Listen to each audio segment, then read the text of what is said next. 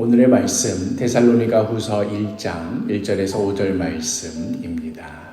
바울과 실로아노와 디모데는 하나님 우리 아버지와 주 예수 그리스도 안에 있는 데살로니가인의 교회에 편지하노니 하나님 아버지와 주 예수 그리스도로부터 은혜와 평강이 너희에게 있을지어다. 형제들아, 우리가 너희를 위하여 항상 하나님께 감사할지니 이것이 당연함은 너희의 믿음이 더욱 자라고 너희가 다 각기 서로 사랑함이 풍성함이니, 그러므로 너희가 견디고 있는 모든 박해와 환난 중에서 너희 인내와 믿음으로 말미암아 하나님의 여러 교회에서 우리가 친히 자랑하노라. 이는 하나님의 공의로운 심판의 표요 너희로 하여금 하나님의 나라에 합당한 자로 여김을 받게 하려 함이니, 그 나라를 위하여 너희가 또한 고난을 받느니라. 이제 데살로니가전서 묵상을 마치고 바로 이어서 데살로니가 후서로 왔습니다. 데살로니가전서는 바울과 실라와 디모데가 2차 전도 여행을 하던 중 뜻하지 않게 에게해를 건너서 소아시아에서 유럽으로 건너오게 되고, 유럽의 첫 번째 교회였던 빌립보, 그리고 그 다음에 세워진 교회가 바로 데살로니가 교회였습니다. 그러나 유대인들의 격렬한 반발과 핍박으로 바울이 급히 데살로니가를 떠나 베레아, 아덴, 그렇게 계속해서 밀려가듯 이동하다가 고린도에 이르러서야 그곳에서 오랜 시간 동안 사역을 하면서 그 사이에 디모데를 데살로니가에 파송하여서 그곳 소식을 전달하도록 하였던 것이지요.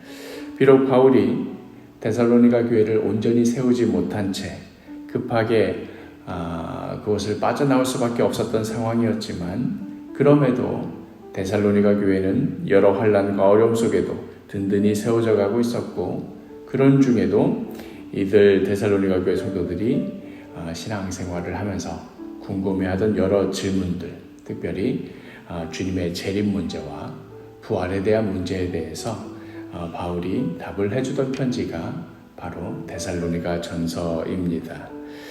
혹시나 교회가 문을 닫지는 않았을까, 성도들이 극심한 핍박에 다 흩어지지는 않았을까, 또 상황상 그렇다 했다 하더라도 크게 이상할 것이 없던 이런 와중에 디모데로부터 기쁜 소식을 건네받은 바울이 격하게 기뻐하는 그런 심정이 고스란히 담겨져 있는 것이 데살로니가 전서라고 한다면, 이후에 쓰여진 데살로니가 후서는 이제 들뜬 마음을 차분히 가라앉히고 여전히 데살로니가 교회에 산적해 있던 문제들에 대해서 고심하면서 이런 모양 저런 모양으로 권면하고 때로는 꾸짖기도 하는 그러한 편지가 바로 데살로니가 후서입니다.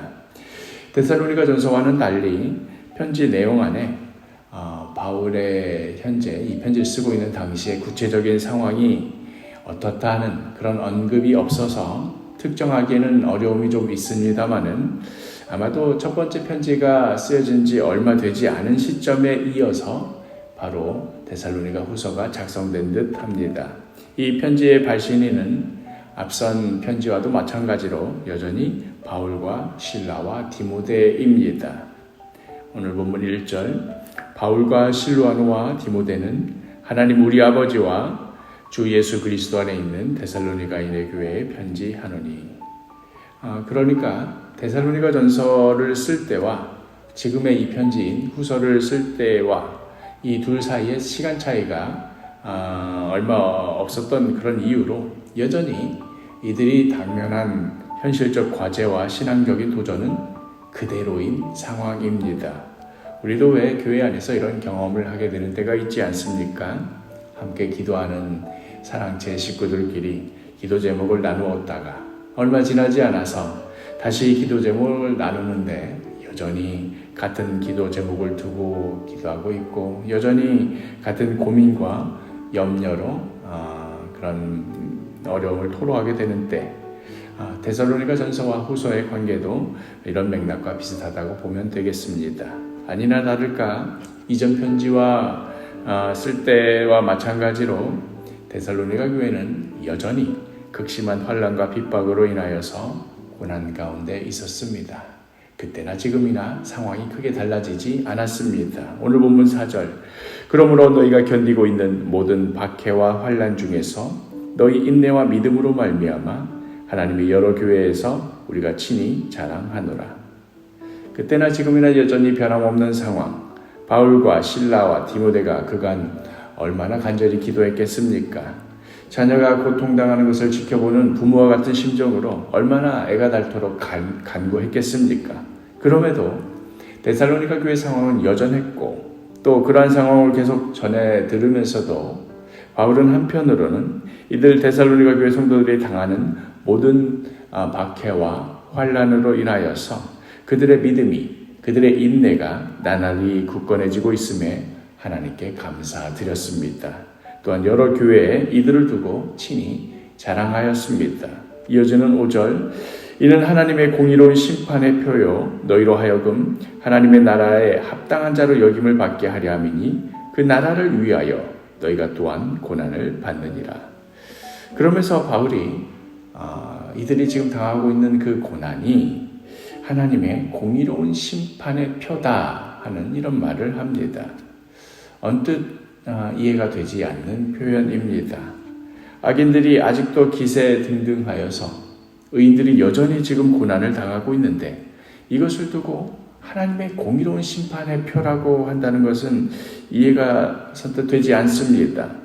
하나님의 공의로운 심판이 절실한 표라고 한다랄지 아직 그 심판이 이루어지지 않고 있어서 간절히 기다리고 있는 표라고 하면 모르겠는데 아무리 봐도 지금의 이 상황을 두고 의인이 고난을 당하는 이 현실이 왜 심판의 표가 되는지 언뜻 납득이 되지 않습니다.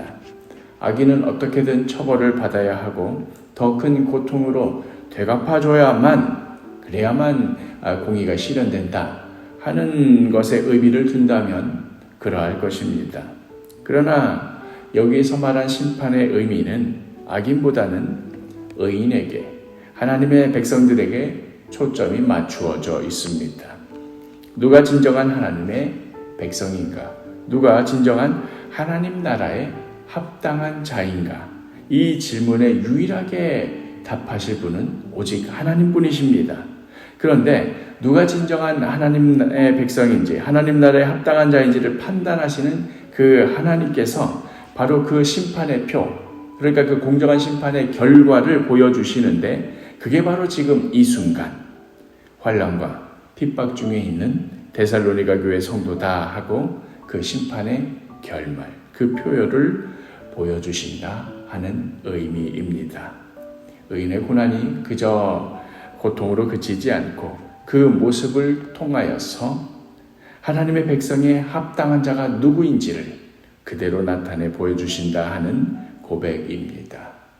우리의 고난이 무의미하고 아무런 가치가 없는 것이 아니라 그저 그 힘들 때만 어떻게든 참고 버텨서 그 고난이 사라지기까지만 견뎌내야 되는 그 무엇이 아니라 하나님의 공의로운 심판이 드러나는 위대한 사건이요 표지가 되는 것이다 하는 말씀입니다. 사랑하는 사도교회 식구 여러분, 우리들이 예수의 이름으로 인하여서 당하는 고난, 나에게 얼마든지 할 말이 있고 내가 정말 더 이상 못 참겠다 하는 어떤 정당함도 있고 얼마든지 되갚아 줄 수 있기도 하지만 그럼에도 내가 예수를 믿기에 내가 예수의 이름으로 참고 인내하는 모든 것들이 그것에 대해서 주님께서 어떻게 되갚아 주실까? 그때 지금은 내가 힘들지만 그때가 되면 내가 얼마나 하나님께서 응답하여 주심으로 인하여 기뻐하실까 하는 것을 차치해 두고서라도 이미 그 자체로 누가 하나님 나라에 합당한 자인가 하는 것을, 과연 누가 하나님의 나라를 기다리며 인내로 그 믿음을 지키는 자인가 하는 것을 바로 그 현장, 그 자리에서 드러내는 것이 됩니다. 그러니 오늘 하루도 주님의 이름을 위하여서 기꺼이 감당하는 여러 가지 어려움과 아픔과 억울함들, 때로는 지칠 수도 있고 화가 날 수도 있고 폭발하기 일보 직전일 수도 있겠지만 그럼에도 인내로 믿음으로 이 모든 것을 감내해내는 그 순간순간이 얼마나 귀한 것인지 우리의 삶으로 드러내시기를 바랍니다. 그렇게 오늘 하루도 하나님 나라의 합당한 자임을 인내와 믿음의 삶으로 드러내는 귀하고 복된 하루가 되기를 간절히 축복합니다.